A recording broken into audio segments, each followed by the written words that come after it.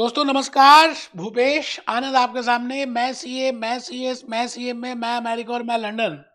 हम कर रहे हैं सीएफए यूएस से लेवल 1 की बातें। And I am on to economics. और इकोनॉमिक्स मैंने बताया कि there are some subjects which are for analysis like financial statement reporting, financial statement analysis, economics, quantitative methods. All these are, even corporate issuers, all these are related with analysis. Step number 1 है analyse करना. एक लड़का एक लड़की को marriage से पहले analyse करता है. Step number 2 is to invest equity, fix income, alternative, derivative. And step number 3 is portfolio management. All these three steps should be done with dharma, that is ethics. तो मैं आज के इस लेक्चर के थ्रू एक नया चैप्टर, नया कंसेप्ट, नई रीडिंग, नया learning module named as geopolitics, introduction of geopolitics, कि आज जो इस सिनेरियो चल रहा है पूरी दुनिया में, जैसे ट्रम्प साहब दोबारा प्रेसिडेंट बन चुके हैं, काफी टाइम हो गया, एंड सेकंड टाइम प्रेसिडेंट बनने के बाद उन्होंने क्या क्या डिसीजंस ली और वो डिसीजंस कैसे इफेक्ट कर रही है रशिया को, चाइना को, इजराइल को, यूक्रेन को, इंडिया को, पाकिस्तान को. ये सभी बातें as a investor, as a investment manager, as a hedge fund manager you have to see. दुनिया बिल्कुल श्रिंक हो चुकी है after Covid scenario. West east की बातें नहीं रही. जब ऐसे दिखा कि कोविड तो सबको हो गया था आज से 10 साल पहले. मतलब blood, we all are human beings and we are all are integrated, we all are related with each other. तो अगर एक कंट्री में वॉर हो रहा है, रशिया वर्सेस यूक्रेन में वॉर हो रहा है, तो क्या उसका इंडिया में इफेक्ट आएगा? क्या as a investor I should take into account these factors? Because there are so many countries who are not directly related to Russia versus Ukraine war, but they are being affected. तो as a investor दोस्तों, आपको as a investor भी, as a investment manager भी, as a chartered financial analyst भी, geopolitics का ये chapter मैं आज स्टार्ट करने वाला हूं, introduction to geopolitics, most important करना चाहिए. बिकॉज अभी तक हम जो भी कुछ कर रहे थे खाली डोमेस्टिक पॉलिटिक्स की बातें करते थे. बेटे दुनिया छोटी हो चुकी है, लाइफ बहुत छोटी सी है. कोविड सिनेरियो के बाद आप सबने देखा कि क्या हो चुका है. तो आज मैं इन्वेस्टमेंट भले इंडिया में कर रहा हूं, बट आई हैव टू सी कि इंडिया की रिलेशन यूरोपियन कंट्रीज में कैसी है, इंडिया की रिलेशन फिनलैंड में कैसी है, इंडिया की रिलेशन यूएसए में कैसी है. All those factors to be taken into account. इसलिए सीएफए यूएसए इंस्टीट्यूट ने ये एक नया रीडिंग, नया लर्निंग मॉड्यूल इंट्रोड्यूस कर दिया. तो आइए, ला कागज कलम दवातला, लिख दूं मैं अपना नाम तेरे नाम के साथ. Great morning. इकोनॉमिक्स, हम इकोनॉमिक्स की बातें कर रहे हैं, जियोपॉलिटिक्स की बातें करिए, ज्योग्राफी, ये दुनिया, ये अर्थ प्लैनेट. आपको पता है ये जो अर्थ प्लैनेट है, भगवान ने इस अर्थ प्लैनेट में कहीं पे तो बहुत सारा ऑयल डाल दिया, कहीं पर कुछ क्लाइमेट ठंडी कर दी, कहीं पर बिल्कुल सुनहरा मौसम कर दिया, कहीं पर गर्मी सर्दी कर दी. अलग अलग अलग अलग अलग अलग एरियाज में देखें तो we have different different different different types of natural resources. कहीं मिनरल्स ज्यादा है, कहीं ऑयल ज्यादा है, कहीं वाटर ही नहीं है, कहीं ऑरेंजेस ज्यादा हो रहे हैं तो कहीं मैंगो ज्यादा प्रोड्यूस हो रहे हैं, कहीं सोना निकल रहा है तो कहीं कुछ निकल रहा है. इट मींस एक्चुअली में भगवान ये चाहता था कि हम सब कंट्रीज मिलकर काम करें और एक दूसरे की हैप्पीनेस इंडेक्स में, डेवलपमेंट में पार्टिसिपेट करें. बट पॉइंट ये आता है दोस्तों कि जियोपॉलिटिक्स में मैं आपको ऐसी ऐसी बातें बताऊंगा जो आप अपनी लाइफ के साथ रिलेट कर सकते हैं. बस जल्दी से कमर सीधी करके बैठना है बेटे, कमर सीधी करनी है, ढीला नहीं बैठना है ना. मोबाइल फोन को बंद रखें. लेक्चर 1 की बात कर रहे हैं, इंट्रोडक्शन टू जियोपॉलिटिक्स शुरू कर चुका हूं. मैंने कहा be happy, be jolly, be cheerful. 3 बातें मैंने बताई, be happy, be jolly, be cheerful. मैं Bhupesh Anand, second term Donald Trump के प्रेसिडेंट बनने के बाद what are the steps, what are the actions, what are the decisions he has taken and how it is being affected economically, globally. How Russia versus Ukraine, Russia versus Ukraine, Russia and China, Russia and India, how all we are related with that decisions. Donald Trump अपनी country में second time बनने के बाद decisions लेते हैं, ली उन्होंने, क्या उससे हमारे को अफेक्ट पड़ेगा? तो that is nothing but geopolitics. I think आप मेरी बात को शायद समझ पा रहे हैं। मैं आज आपसे एक बात कहता हूं, there are only 5, I think there are only 5 और 6 लर्निंग आउटकम, ज्यादा कुछ है नहीं। मैंने हैंड रिटन स्लाइड्स प्रिपेयर किए। मैं आज आपको वीडियोस दिखाऊंगा डोनाल्ड ट्रंप के, मैं आपको रशिया वर्सेस यूक्रेन की बातें बताऊंगा, मैं रशिया और चाइना के बीच में जो संधि हुई है उसकी बातें बताऊंगा। I will be telling you each and everything with help of videos की आपको लॉजिकली पता हो, आप देखते हैं, आपको देखना है, अब आपको उस एंगल से सोचना है, बस। देख तो पहले भी रहे हैं आप,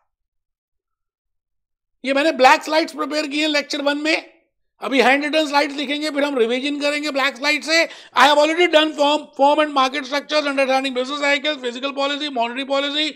मैं आज आपके सामने इंट्रोडक्शन टू जियोपॉलिटिक्स स्टार्ट करने वाला हूं, उसके बाद हम इंटरनेशनल ट्रेड वगैरह करेंगे। इसमें there are 5 learning outcomes as per CFA institute, learning outcomes. और आपको पता ही है कि मैं सभी लर्निंग आउटकम्स के सेपरेट लेक्चर्स लेता हूं। तो learning outcome number 1, describe geopolitics. Describe geopolitics. Describe geopolitics from a cooperation versus competition perspective. We will see.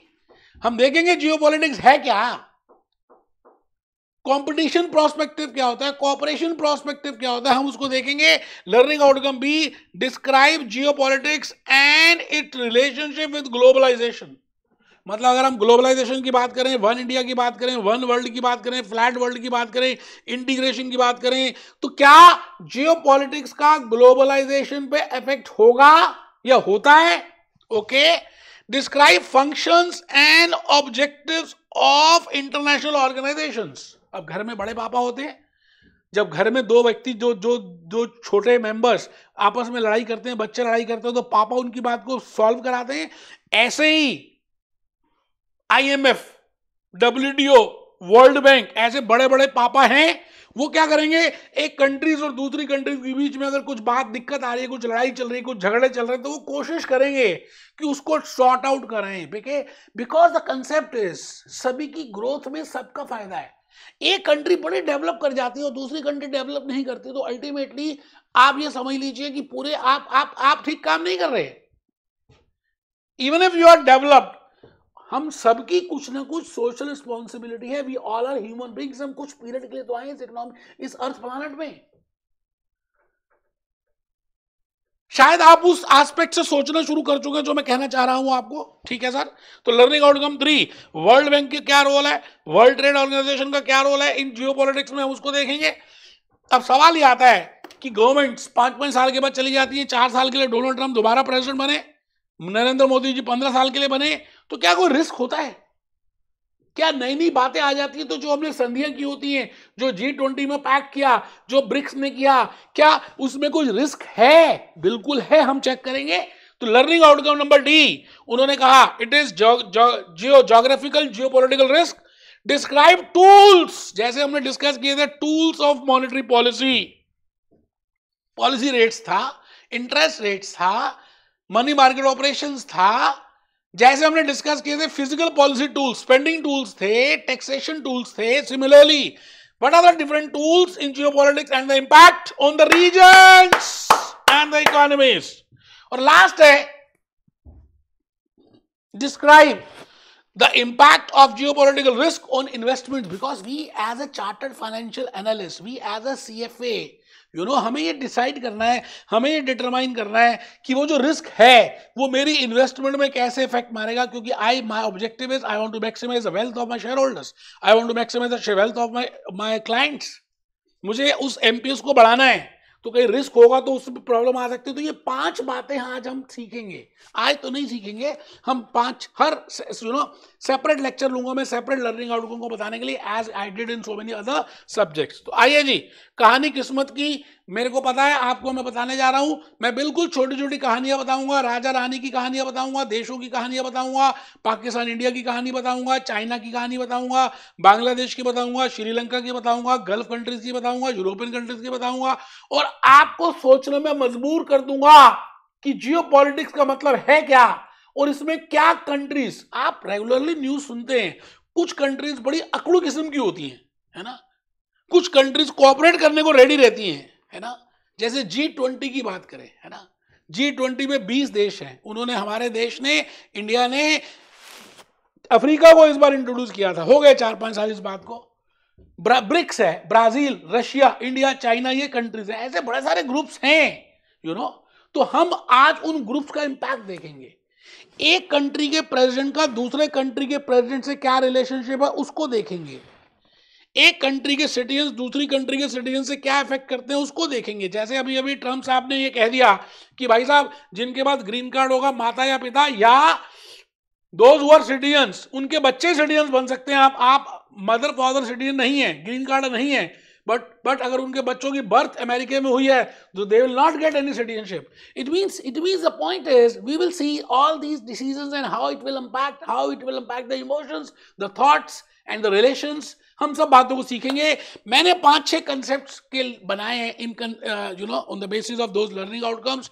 जैसे मैंने कहा जी, पहला कंसेप्ट हम डिस्कस करेंगे कोऑपरेशन वर्सेस कंपटीशन। आज के इस लेक्चर नंबर 1 में मैं आपको ये बताऊंगा geopolitics and relation with globalisation, world bank, IMF, monetary fund and world trade organisation, types and tools of geographical geopolitical risk, impact of geopolitical risk on the investment. मैंने बड़ी मेहनत की है दोस्त। अब मैं सीधा आपको ब्लैक स्लाइड्स नहीं दिखाने वाला, बाकी सब करने दो साहब। हम पहले लिखेंगे, हम बातों को समझेंगे, हम लॉजिकली रिलेट करेंगे, हम धीरे धीरे आगे बढ़ेंगे, क्योंकि हम फर्स्ट अटेम्प्ट में पास होना चाहते हैं। तो मैं भूपेश आनंद आज आपके सामने ये कुछ 4-5 क्वेश्चंस मेंशन कर रहा हूं, बस मेरे मन में वैसे आए। जैसे प्लानिंग की बात होती है ना, जैसे हम कहते हैं what is to be done, how it is to be done, when it is to be done, है ना, सुना हुआ ना आपने। ऐसे ही if I want to see what is geopolitics, I will say what is geopolitics, what is geopolitical risk, what are the geopolitical tools। मैंने सारे question what से स्टार्ट किए हैं। कसम होगी अगर आपने ना लिखे तो। मैं बता रहा हूं, कमर सीधी होनी चाहिए, कैलकुलेटर पास में नहीं होना चाहिए, मोबाइल फोन को म्यूट कर दीजिए। आपके लिए आने वाले 10 मिनट बड़े प्रीशियस हैं। आगे आपकी मर्जी है भाई साहब, लाइफ आपकी है, पैसे आपने डॉलर्स के दोबारा पे करने हैं एग्जामिनेशन के। मैं तो आज आपको खड़ा करने आया हूं, उत्तिष्ठा करने आया हूं। लिखिए व्हाट इज जियोपॉलिटिक्स। पहला क्वेश्चन है व्हाट इज जियोपॉलिटिक्स। मैं आज के इस लेक्चर के थ्रू या अभी तक आपको बता चुका हूं कि ज्योग्राफी है। ज्योग्राफी का मतलब आपकी लोकेशन कहां पर है, आपके पास रिसोर्सेज कितनी है, आपके पास ह्यूमन लेबर कितनी है। जैसे जापान की बात करें तो जापान के पास यंग सिटीजन है ही नहीं, यंग पीपल ही नहीं है। इंडिया की बात करें तो हाईएस्ट पॉपुलेशन है और यंगेस्ट रोल ज्यादा है। आप मेरी बात को शायद समझ रहे हैं। गल्फ कंट्रीज की बात करें, बहरीन की बात करें, कतार की बात करें, कुवैत की बात करें तो उनके पास तेल बहुत है।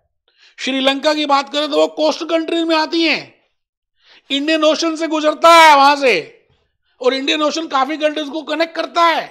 इसका मतलब अगर किसी देश को संधि करनी है या कुछ संधि ट्रेड करना तो उसको श्रीलंका से गुजरना पड़ेगा।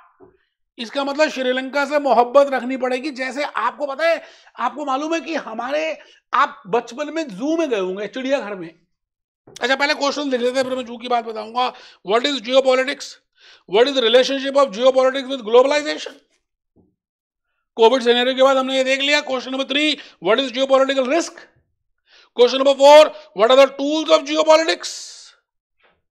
Question number 5, what is the impact of geopolitical risk on investments. दोस्तों प्यारी प्यारी बातें, बड़ा प्यारा सा सिंपल सा चैप्टर है जो आप आराम से कर सकते हैं। मैंने लिखा जू, देखा लिखा जू, चिड़ियाघर। आप बचपन में चिड़ियाघर में जरूर गए होंगे, मैं तो अभी भी जाता रहता हूं।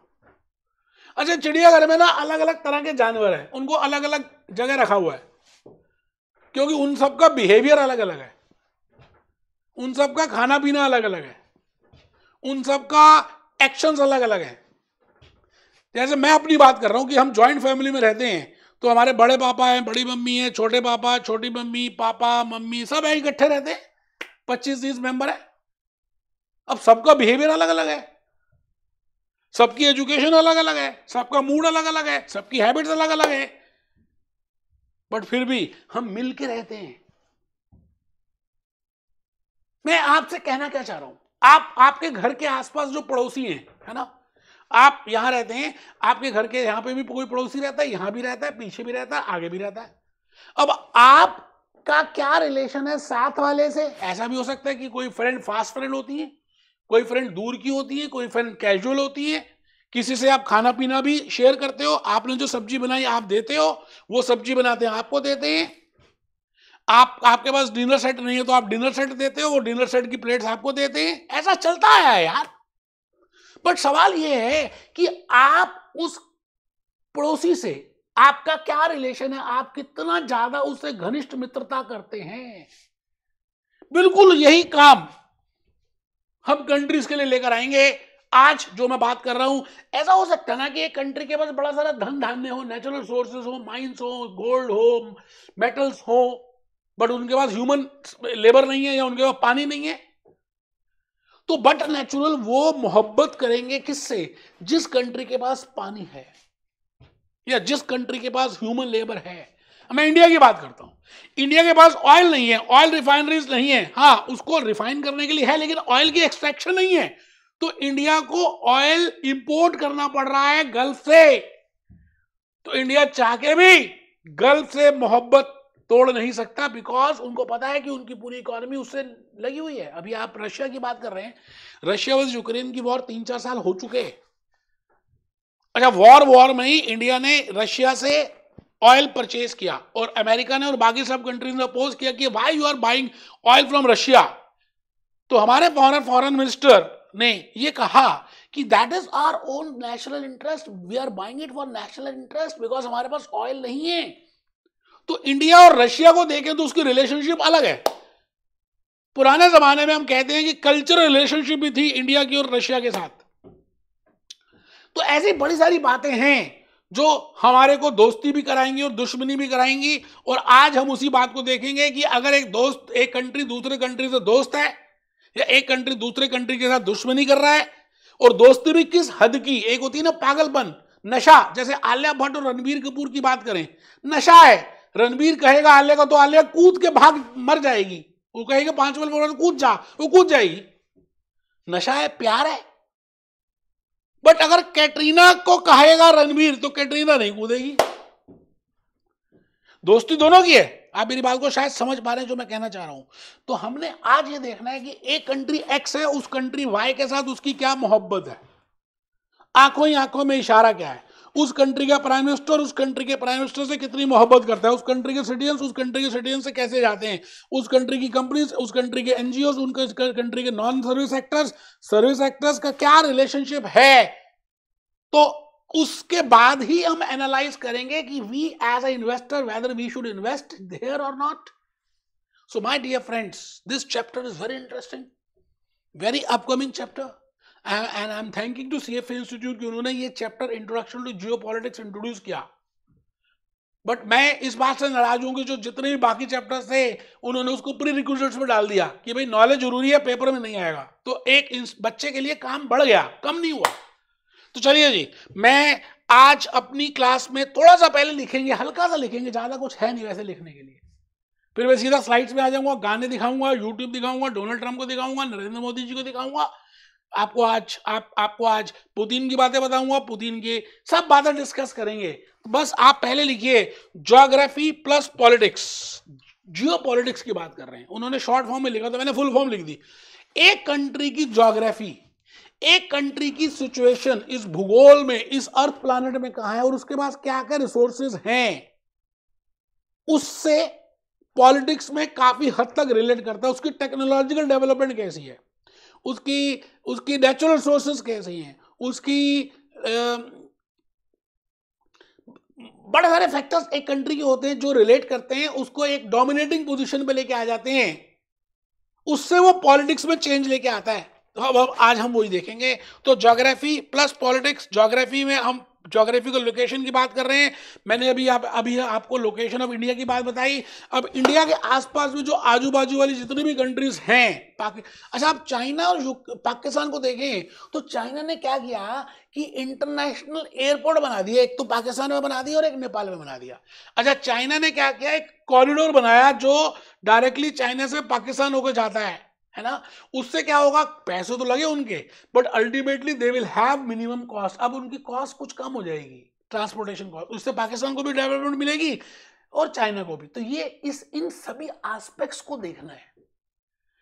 मैंने कहा ना, आज आप एक छोटे से कमरे में बंद बैठ के इन्वेस्टमेंट नहीं कर सकते, आपको चारों तरफ से देखना है, समझना है, फिर आगे चलना है। ठीक है जी। तो आप लिखेंगे, आप एक केस स्टडी लिखेंगे, केस स्टडी ऑफ इंडिया। ठीक है, अभी मैं डिस्कस करूंगा। फिर दूसरी केस स्टडी लिखेंगे Sri Lanka, coastal countries. World map में आपको पता ही श्रीलंका कहाँ है। जितनी भी कोस्टल कंट्रीज है, ये तो इंडियन ओशन के आसपास है, जितनी भी कोस्टल कंट्रीज हैं वो उनके थ्रू ही जहाज जाएंगे। अगर किसी को मिलिट्री की एक्सरसाइज भी करनी है तो ओशन, जैसे जैसे मिलिट्री है, जैसे नेवी है, जैसे एयरफोर्स है, आज हम देखेंगे, सब देखेंगे। आप पहले केस स्टडी लिखिए, नाम लिखिए Sri Lanka. Disease case study number 3 जो मैं बताऊंगा, decisions by second term Donald Trump. जब वो प्रेसिडेंट बन गए, जब बने थे दूसरी बार, उस समय उन्होंने क्या क्या डिसीजंस ली और उन डिसीजन से क्या क्या जियोपॉलिटिकल रिलेशनशिप बनी, वो डिस्कस करेंगे। मैं आपसे चाहता हूं कि आप इसको प्रैक्टिकल लाइफ से रिलेट करें तो आपको ज्यादा समझ आएगा। रटना कुछ है ही नहीं यार। Russia versus Ukraine, Russia versus China, Russia and China, Russia and India, Russia and America, ये सारी बातें, रिलेशनशिप्स, मोहब्बत, प्यार, हम कोऑपरेट कर रहे हैं नहीं कर रहे, हम कॉम्पीट कर रहे हैं नहीं कर रहे, कोऑपरेशन भी कितनी है, फुली कोऑपरेशन है, पार्शियली कोऑपरेशन है, आधी कोऑपरेशन है, इन सभी बातों को हम डिस्कस करने वाले हैं। मैं चाहता हूं कि आप एक आध बात लिख लें। आज के इस लेक्चर के थ्रू मैं आपको लर्निंग आउटकम ए बताने जा रहा हूं। सर लिखना है, हाँ बेटा, कमर सीधी करके लिखना है, बेड में बिल्कुल लेट के नहीं लिखना। आप मेरी बात को ध्यान से सुनिए। आप देखिए इसमें मैंने क्या लिखा है, describe geopolitics from a cooperation versus a competition prospective. आराम से हम जो भी करेंगे आराम से करेंगे, रियल केस स्टडी से हेल्प से करेंगे। वो कहता है डिफाइन करो जियोपॉलिटिक्स। पहली बात तो हम डिफाइन करेंगे geopolitics with respect to from cooperation और कंपटीशन। ठीक है सर, बिल्कुल बढ़िया बात है, हम करते हैं, बिल्कुल ठीक है। अब एक बात मैं आपको बताऊं, कोऑपरेशन का मतलब आप पहले समझ लें। मतलब मैं ये कहता हूं कि दो कंट्रीज जो हैं एक दूसरे के साथ दुश्मनी भी कर सकती है और कोऑपरेशन भी कर सकती है। कोऑपरेशन ज्यादा भी कर सकती है, फुल्ली भी कर सकती है, पार्शियल भी कर सकती है। मैं अभी ये नहीं कह रहा कि एक्स की वाई के साथ क्या कोऑपरेशन है, मैं खाली ये बता रहा हूं कि कोऑपरेशन के बेंचमार्क्स क्या है, कोऑपरेशन के बिंदु क्या हैं, कोऑपरेशन के पैरामीटर्स क्या हैं, जिसकी हेल्प से हमें ये पता चलेगा कि हाँ ये कोऑपरेशन होती है। फॉर एग्जांपल, आपका बॉडी का टेम्परेचर 98.4 डिग्री है तो हम थर्मामीटर से लगा के देख लेंगे। आप हिंदू हैं, मुस्लिम हैं, जर्मन से बिलोंग करते हैं, अमेरिकन है, इंडियन है, वी आर नॉट कंसर्न, सभी का टेम्परेचर 98.4 होता है। तो firstly we should know what are those activities which are the benchmarks with the help of which we can say yes they are cooperative। तो दोस्तों, कोई भी देश दूसरे देश से कोऑपरेट कैसे करता है, मैं इसको 3 एंगल्स में देखता हूं। पॉलिटिकली उनका क्या रिलेशन है, एक्टिविटीज क्या है, इकोनॉमिकली क्या एक्टिविटीज हैं, और फाइनेंशियली क्या एक्टिविटीज हैं। तो मुझे इन 3 बातों से, जैसे एक डॉक्टर एक पेशेंट से पूछता है कि क्या खाया था, कब सोए थे, क्या हो रहा है, इन 3 बातों से डॉक्टर काफी हद तक एनालाइज कर लेता है। Similarly as a chartered financial analyst, as a CFA, you have to see that what are the activities, what are the political activities between country X and country Y, what are the economical activities between country X and Y, what are the financial activities between X and Y। उनसे काफी हद तक आपको cooperation की बात समझ आएगी। फिर हम देखेंगे कि कोऑपरेशन क्या होता है और कॉम्पिटिटिवनेस क्या होती है, वो फिर कौन से फैक्टर्स हैं वो देखेंगे। तो मैं चाहता हूं कि आप अपने पेज, अपने रजिस्टर में थोड़ा सा लिखना है। बेटे लिख के ज्यादा समझ आता है। मैं नहीं चाहता कि आप उन लेक्चर्स को देखें जो लोग करा रहे हैं, खाली पढ़ पढ़ के वहीं से करा देते हैं और बोल देते हैं यार आप भी देख लेते हो, आपको मन ही नहीं करता। तो जब तक हम नहीं लिखेंगे हम रिलेट नहीं कर पाएंगे। आप लिखिए, पेज को 3 पार्ट में डिवाइड कीजिए। कोऑपरेशन में पॉलिटिकल कोऑपरेशन एक्टिविटीज देखेंगे, economical activities and financial activities. तो पॉलिटिकल में आ रहे हैं, extent to which countries work together towards agreements on rules and standardisation, सब लिख रहे हैं। मतलब जो उनके बीच में संधि हुई थी, रूल्स बने थे, एग्रीमेंट्स हुए थे, उनके ऊपर वो कितना काम कर रहे हैं, इसको बोलते हैं हम पॉलिटिकल एक्टिविटी कोऑपरेशन। कर रहे हैं या नहीं कर रहे, उससे पता चल जाएगा कोऑपरेट कर रहे हैं नहीं कर रहे। तो ये पॉलिटिकल एक्टिविटीज में आएगा। ठीक है सर, बहुत बढ़िया। फॉर द एक्टिविटीज, आराम से बेटे, मैं फिर रिपीट करता हूं, लिखने से ज्यादा बातें समझ आएंगी, ज्यादा समझदारी मत दिखाना, स्क्वेजर से, करिकुलम से पढ़ने की जरूरत नहीं पड़ेगी अगर आप हैंड रिटन स्लाइड्स बना रहे हैं।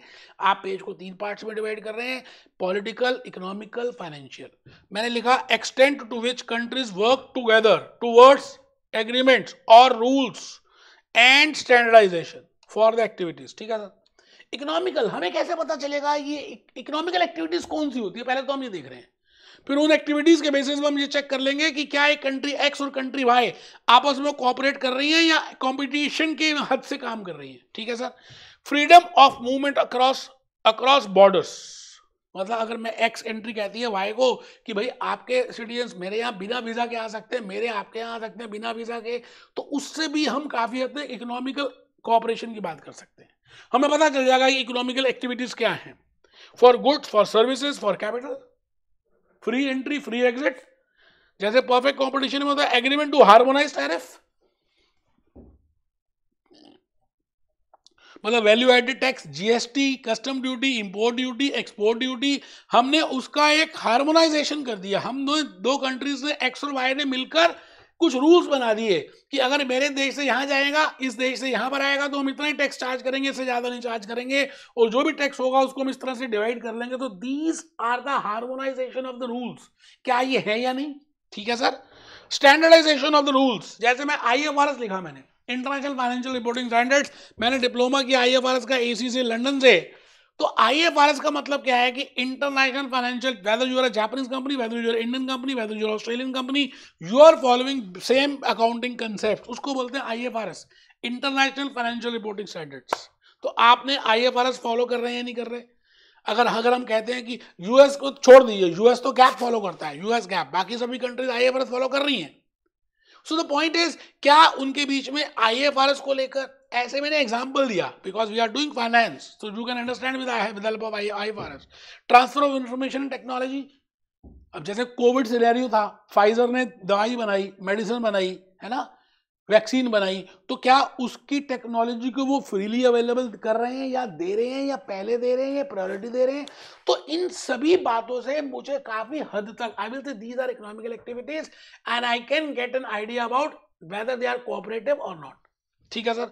फाइनेंस में क्या है? फाइनेंशियल कोऑपरेशन का मतलब क्या है कि आप डायरेक्टली इन्वेस्टमेंट कर सकते हैं, GDR, ADR, foreign institution investors, foreign direct investment, whether you can do it और नॉट। तो ये सारी बातें हमने सीखी हैं फाइनेंशियल कोऑपरेशन में। तो मैं अभी ये कहना चाहता हूं कि that these are the different types of activities with help of which I can find out that whether they are cooperative और नॉट। अब सवाल आता है कि एक कंट्री, जैसे लर्निंग आउटकम ए, इसका क्या है? लर्निंग आउटकम ए क्या है? Describe geopolitics. आई थिंक मैंने जो अभी तक थोड़ा सा बताया आपको जियोपॉलिटिक्स के बारे में, थोड़ा सा तो आइडिया लग गया होगा।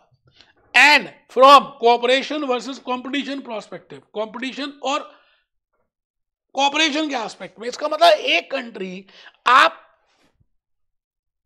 कहीं रहते हैं, आपका पड़ोसी से या तो आपकी दोस्ती हो सकती है या लड़ाई भी हो सकती है, या बीच बीच का, ना ज्यादा गर्मी है ना ठंड है, मतलब ना दोस्ती ना दुश्मनी, नॉर्मल है। जैसे मैंने कहा था बजट, फिजिकल पॉलिसी में डिस्कस है, बजट बैलेंस भी हो सकता है, बजट डेफिसिट भी हो सकता है, बजट सरप्लस भी हो सकता है। सिमिलरली आपकी रिलेशन किसी से बहुत ज्यादा अच्छी भी हो सकती है, बीच की भी हो सकती है, बीच की समझ गए आप, बीच की भी हो सकती है, खराब भी हो सकती है। तो मैंने क्या किया यहां पर, एज पर CFA इंस्टीट्यूट उन्होंने 2 कैटेगरीज में डिवाइड कर दिया कि हम कोऑपरेटिव कंट्रीज बोल देंगे और कॉम्पिटिटिव कंट्रीज बोल देंगे, जो नॉन कोऑपरेटिव वाली है। तो सेकंड पॉइंट आप लिख रहे हैं आज हैंड रिटन स्लाइड का लास्ट पॉइंट आप स्टार्ट कर चुके लिखना, उसका नाम है countries can be classified as cooperative countries and non cooperative countries, bracket में लिख दिया कॉम्पिटिटिव प्रोस्पेक्टिव। आराम से लिखना है। Countries can be classified as, countries can be classified as cooperative countries, और नॉन कोऑपरेटिव उसका ऑपोजिट, जैसे रात का दिन, सुबह का शाम, ऑपोजिट वर्ड्स किए हुए आपने। तो कोऑपरेटिव का ऑपोजिट क्या होगा? Non cooperative.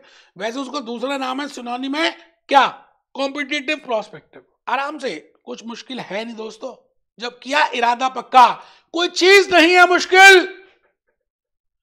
अब पॉइंट ये आता है कि हमें कैसे पता चलेगा कि कौन सी बातों को ध्यान रखना है। तो मैंने लिखा एज अ इन्वेस्टर और एज अ इन्वेस्टमेंट मैनेजर, अब मैं आपको बड़ी सारी बातें बताऊंगा, फैक्टर्स बताऊंगा, जिससे आपको ये पता चल जाएगा कि कोऑपरेशन, कोऑपरेटिव कंट्रीज किसको बोलते हैं, नॉन कोऑपरेटिव किसको बोलते हैं, कोऑपरेशन किस हद का है, किसकी इंटेंसिटी क्या है। प्यार होना अलग बात है, लेकिन प्यार की गर्मी, जैसे मैं कहता हूं कोवेरियंस, एक फैक्टर दूसरे फैक्टर से प्यार करता है, लेकिन किस हद की गर्मी है वो कोरिलेशन से पता चलता है। सिमिलरली एक कंट्री एक्स, कनाडा और अमेरिका, कनाडा और इंडिया, रशिया और यूक्रेन, इजराइल और गाजा, मतलब आप ये समझ रहे हैं, आज आप जियो पॉलिटिक्स को इन्हीं एग्जाम्पल से समझ लेंगे कि क्या जब मैं एज ए इन्वेस्टमेंट करने जा रहा हूं तो whether I should invest in these countries or in those companies who are in these countries and who have different subsidiaries। Raw material कहां से आ रहा है, इन कंट्री से तो नहीं आ रहा। इसका मतलब बड़ी सारी बातों का आज आपको मैट्रिक्स बनाना पड़ेगा, बिकॉज आप यहां लिख रहे हैं सेकंड पॉइंट में, following points to be considered as a investor, as an investment manager, as a private equity manager, as a hedge fund manager, as a CFA। आपको ये सभी बातों का ध्यान रखना पड़ेगा दोस्तों। खाली आपने ईपीएस निकाल दिया, फाइनेंशियल स्टेटमेंट एनालाइज कर दिया, कॉर्पोरेट इश्यूज की बातें कर दी, आपने क्वांटिटेटिव मेथड्स उसका और कैलकुलेशन कर लिया, सब कुछ बढ़िया है, बट अगर जियो पॉलिटिक्स अच्छा नहीं है, अगर उसका रिलेशनशिप अच्छा नहीं है, अगर रशिया में कोई कंपनी है उसका सब कुछ अच्छा है, उसकी फाइनेंशियल स्टेटमेंट अच्छी है, उसका ये भी अच्छा, उसका वो भी अच्छा, उसका ये भी अच्छा, बट उसका अच्छा रिलेशन नहीं है, तो दोस्तों we will not invest, because they play a very important role.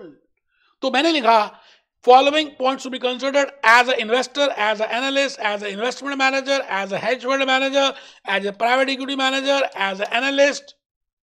अब कुछ बातें लिखी हैं जो मैंने करिकुलम से और कुछ स्क्वेजर से और कुछ अपनी नॉलेज से लिखी हैं, तो आपको ये 2-3 बातें लिखनी है, फिर हम सीधा ब्लैक स्लाइड में आ जाएंगे। मैंने कहा जी, analysis of the extent to which individual countries cooperate with one another.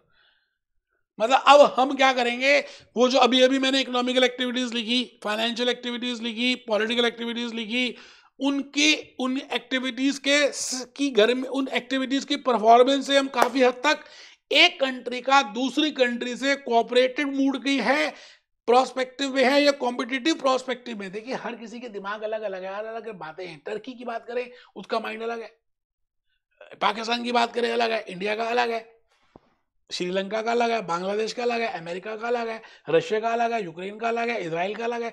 Every people, every country they have different aspects. अब इसमें एक स्टेट फैक्टर्स होते हैं, एक नॉन स्टेट होते हैं। स्टेट का मतलब है गवर्नमेंट, गवर्नमेंट का मतलब है कि भाई नरेंद्र मोदी जी का डोनाल्ड ट्रंप से क्या रिलेशनशिप है, उसको स्टेट एक्टर बोल दिया। नॉन स्टेट एक्टर्स क्या होंगे, other than government, private parties हैं, एनजीओज हैं, कॉर्पोरेट एंटिटीज हैं, उनका रिलेशनशिप अमेरिका के एनजीओ से, अमेरिका के कॉर्पोरेट से, अमेरिका के इंडिविजुअल से कैसा रिलेशनशिप है। इट मींस जियो पॉलिटिक्स आप दो लोगों के रिलेशनशिप से देख सकते हैं, एक स्टेट एक्टर से और एक नॉन स्टेट एक्टर से। I think you are getting my point, अभी आएगा। तो लिखें, analysis of the extent to which individual countries cooperate with one another in diplomatic manner, in military matters. बेटे जब मैंने अपने हाथों से लिखा ना तो आपको क्लासरूम का टच आएगा। In economical interactions, in cultural interactions, तो हम इन सभी बातों से पता लगा लेंगे कि लड़के और लड़की में कुछ प्यार चल भी रहा है या नहीं चल रहा। ठीक है सर, बहुत ही बढ़िया। A country might be more cooperative on some issues and less cooperative on other. ऐसा भी हो सकता है कि एक कंट्री कुछ इश्यूज को लेकर तो कोऑपरेटिव है। ऐसा होता है ना जनरली कि उस कंट्री के पास वो रिसोर्सेज नहीं है, ऑयल नहीं है, और उसको लग रहा है कि मेरे को ऑयल जो है यूक्रेन यहां से मिलेगा, रशिया से मिलेगा, तो वो नेशनल इंटरेस्ट के लिए कुछ इश्यूज में तो कोऑपरेटिव ज्यादा हो सकती है। बट अगर इंडिया को ऐसा लगता है कि मेरे पास ये अच्छी टेक्नोलॉजी है, I don't want to share that, तो टेक्नोलॉजी एस्पेक्ट में तो they can not be so much cooperative, but from oil aspect they may be more cooperative. So मैंने यहां पर एक पॉइंट लिखा है, ऐसा नहीं है कि हर बार आप हमेशा पूरा ही प्यार करेंगे, कई बार अधूरा करेंगे, कई बार दूसरी चीजें करेंगे। पॉइंट ये आता है कि धीरे धीरे जैसे नया न्यू थॉट्स आ रहे हैं, न्यू एक्शंस हो रहे हैं, न्यू थिंकिंग हो रही है, न्यू इवेंट्स अकर हो रहे हैं, तो आप उस हिसाब से भी कोऑपरेशन करना शुरू कर सकते हैं, ये मैं कहना चाह रहा हूं। ठीक है सर, बहुत बढ़िया। One physical resources, geophysical resources of a country may influence the priorities and cooperation. मैंने कहा जी, आप सोच के बताना, आपके घर के साथ किसी के पास BMW भी है, उनका घर आपके घर से ज्यादा अच्छा बना हुआ है, वो आपसे ज्यादा लेविशली जीते हैं, उनके पास आईफोन है, आपके पास नहीं है, मैं अज्यूम कर रहा हूं, भगवान ना करे ऐसा हो, तो आप ये बताइए क्या आप वो जो लोग हैं जो आपके पड़ोसी हैं जिनके पास सब कुछ है, वो कई बार अकड़ करेंगे, ईगो में आ जाएंगे, एटीट्यूड दिखाएंगे। अब उनकी मर्जी है कि वो आपसे रिलेशन रखें या ना रखें। जैसे मैं कहता हूं डेवलप्ड कंट्रीज है, अब डेवलप कंट्री के पास सब कुछ हो चुका है, सबको घर मिल गया, बंगला मिल गया, गाड़ी मिल गई, खाना मिल गया, कपड़े मिल गए। नाउ दे मे फील दे ऐसा हमने देखा भी है, यूरोपियन कंट्रीज को देखें, अमेरिकन कंट्रीज को, अमेरिका को देखें, तो कई बार उनके अंदर एटीट्यूड आता है इंडिया को लेकर, या ऐसी जो कंट्रीज हैं जो अभी डेवलप्ड हो रही हैं, तो it also matters. You getting my point? तो आप लिखेंगे the Jio physical resources of a country may also influence the priorities and cooperation. Geopolitics is affected by, अब लास्ट पॉइंट है, जियोपॉलिटिक्स जो है ना जी, ये बड़े सारी बातों पे निर्भर करता है। आपका CFA USA का फर्स्ट अटेम्प्ट में सक्सेस होना आपके हार्डवर्क से, आपने प्रैक्टिकल प्रॉब्लम्स कितनी की है करिकुलम से, स्क्वेजर से कितनी की है उससे, आपने भूपेश आनंद के लेक्चर्स देखे या नहीं देखे, हैंड रिटन नोट्स बनाए नहीं बनाए, मॉक टेस्ट किया नहीं किया, आपका माइंड कितना मैनेज था, आपका ब्रेकअप तो ज्यादा नहीं हो गया, आपको मतलब इतने सारे फैक्टर्स हैं जिससे आपके एज अ CFA एस्पिरेंट आपका फर्स्ट अटेम्प्ट सक्सेस डिपेंड करता है। बिल्कुल उसी तरह से एक कंट्री दूसरी कंट्री से कोऑपरेट करेगी या नहीं करेगी, कॉम्पीट करेगी या नहीं करेगी, अच्छा रिलेशन रखेगी या नहीं रखेगी, as a chartered financial analyst बड़े सारे फैक्टर्स हैं जो हमें ध्यान में रखने हैं। जैसे ज्योग्राफी की बात कर रहे हैं, रिसोर्सेज की बात कर रहे हैं, नेचुरल रिसोर्सेज की बात कर रहे हैं, टेक्नोलॉजिकल डेवलपमेंट की बात कर रहे हैं, तो ऐसे बड़े सारे फैक्टर्स हैं जो मैंने लिखे फिफ्थ पॉइंट में। Geopolitics is affected by geography, natural resources, cultural factors. अब ऐसा भी हो सकता है कि हमारे पूर्वज उस कंट्री के पूर्वज के साथ दोस्त होते, तो it can be we will have a good relation. आप मेरी बात समझ रहे हैं? अगर आपके पड़ोसी की और आपकी हमारे पेरेंट्स के पेरेंट्स फोर फादर से लड़ाई हुई थी तो हमारी रिलेशन अच्छी नहीं होगी, हम यही सोचेंगे, क्योंकि हमारे जो फोर फादर उनके साथ ही लड़ते थे। तो it means the point is there are so many huge number of factors on the basis of which we can have, we can find out that whether it will be cooperating or competing and how these factors affect geopolitics. तो मैंने यहाँ पे लिखा है geography, natural resources, cultural factors, technological growth, historical immigration, defence की बात कर रहे हैं। कई बार हम देख रहे हैं कि वो एयरफोर्स नेवी साथ साथ प्रैक्टिस कर रहे हैं, चाइना की और रशिया की, तो वो कितना कर रहे हैं, उनके बीच में कोऑपरेशन कितना है, उनका वीजा के फैसिलिटीज कैसी हैं, उनके बीच में इंपोर्ट एक्सपोर्ट कितना है, ये सभी बातें एक उसको रिलेट करेंगी। मैंने इसके लिए बड़ी प्यारी प्यारी सी, मैं क्या बताऊं दोस्त, आपको दिखाई है, मैंने इसके लिए बड़ी अच्छी अच्छी सी स्लाइड्स प्रिपेयर की हैं in regard to what I mean by geopolitics and in respect to cooperative and non-cooperative. It means cooperative and competitive perspective. So just have a look on this. ये सबको मिली है, जो बच्चों ने हमारे से लेक्चर्स लिए, हमने ये वाले ब्लैक स्लाइड्स तो दिए हैं, और हम जनरली एक ये हैबिट डेवलप कराना चाहते हैं कि पहले आप हैंड रिटन स्लाइड्स लिखिए और उसके बाद आप ब्लैक स्लाइड्स में आइए। तो geopolitics is a study of how geography affects politics and international relations. Under geopolitics, analysts study study actors. मैंने अभी बताया स्टडी एक्टर्स का मतलब क्या है, गवर्नमेंट टू गवर्नमेंट, ठीक है जी, और and non study actors, individuals, organisations, companies, national governments. मतलब एक होते हैं स्टेट एक्टर्स, एक होते हैं नॉन स्टेट एक्टर्स, ठीक है sir. Political cooperation refers to the extent to which countries work, वो मैंने बता दिया आपको। फिर उसके बाद मैंने बताया कोऑपरेटिव कैसे पता चलता है और नॉन कोऑपरेटिव कैसे पता चलता है, which country treated as a cooperative country and which country treated as a non cooperative. बड़े सारे फैक्टर्स हैं। आप ये बताओ ना, आप किसी तो दोस्ती करते हो, आप आप जॉब कर रहे हो या आप कहीं पे रहते हो, आप अपने मतलब कई बार क्या होता है कि आपको लगता है आपके पास सब कुछ और आप दोस्ती नहीं करना चाहते। इट मीन्स आप इगोइस्टिक हैं। कई बार आपके पास सब कुछ होने के बाद भी आप हम्बल होते हैं, क्योंकि आपको नेचुरल पता होता है कि दुनिया है क्या, सबके साथ रहना है, वसुधैव कुटुंबम, जैसे हमारे मोदी जी कहते हैं, सबका विकास सबके साथ।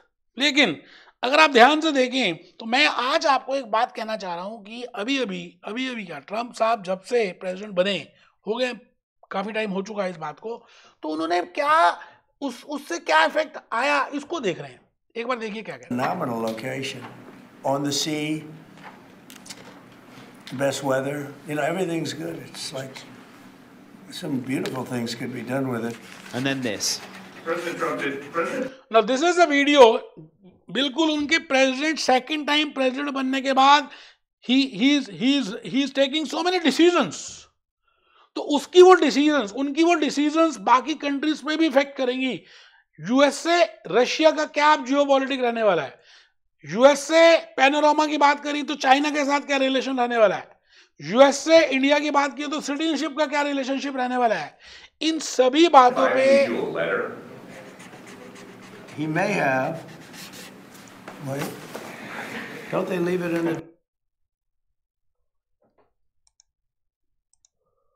Today, everyone wants to use AI tools. After all, they let you do stuff like this or speak English. As a BRICS nation, yes. They'll have 100% tariff if they so much as even think about doing what they thought.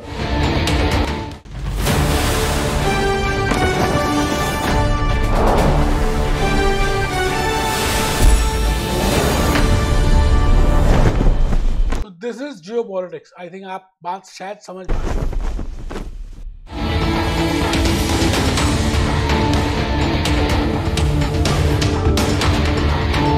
Warning to BRICS nation. So the point is, एक country दूसरी country के साथ कैसा behave कर रही है, क्या relationship रख रही है, कोऑपरेटिव है, कॉम्पिटिटिव है, और बड़े सारे फैक्टर्स है, उस पर डिपेंड करता है। ट्रम्प साहब को लगता है कि इनके पास बड़े सारे रिसोर्सेज हैं, सब कुछ बढ़िया है, तो they can do this. So it depends upon so many factors. तो आज इस लर्निंग आउटकम ए में मैंने जो बातें बताई हैं बड़ी इंपॉर्टेंट है, रियल केस स्टडीज हैं, न्यूज की बातें बताई हैं, मैंने कम करिकुलम से देखा, कम स्क्वायर से देखा, रियल केस स्टडीज बताई कि आप रिलेट कर पाए। हम लेक्चर नंबर 2 में मिल रहे हैं, लर्निंग आउटकम नंबर बी के साथ मिल रहे हैं, that how geopolitics will affect the globalisation. मैं एक सेपरेट लेक्चर लूंगा सेपरेट लर्निंग आउटकम के लिए। Be happy, be jolly, be cheerful.